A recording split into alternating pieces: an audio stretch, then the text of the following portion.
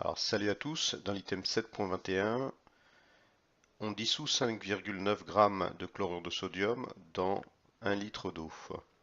On vous donne la masse molaire du chlorure de sodium qui vaut 59 g par mol. On vous demande dans un premier temps l'équation de la dissolution dans l'eau du chlorure de sodium. On vous demande ensuite de calculer la concentration molaire en solution apportée, qu'on notera C. En déduire la concentration en ion Na+, et en ion Cl- dans la solution.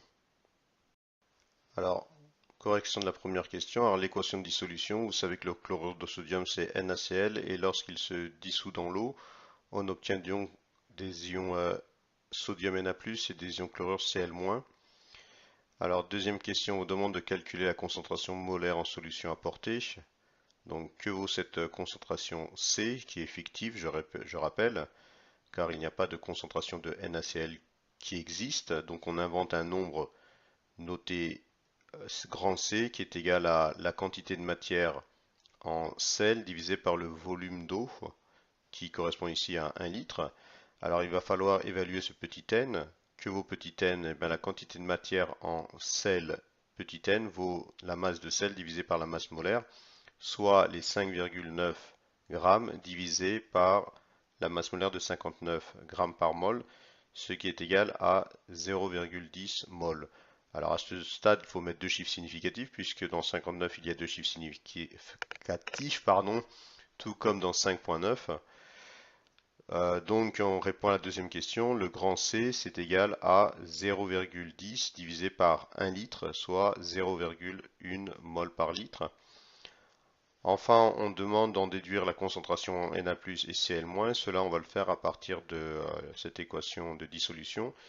Si la concentration en solution C apportée est notée grand C, et puisque les coefficients stoichiométriques sont égaux à 1, donc on a pour Na+, la concentration en Na+ vaut également C, la concentration en Cl- vaut également C. Ça, c'est ce qu'on a vu en classe de première S. Donc Na+ égale Cl- égale à C égale à 0,1 mol par litre, soit en notation scientifique, ça fait 1,0 fois 10 puissance moins 1 mol par litre.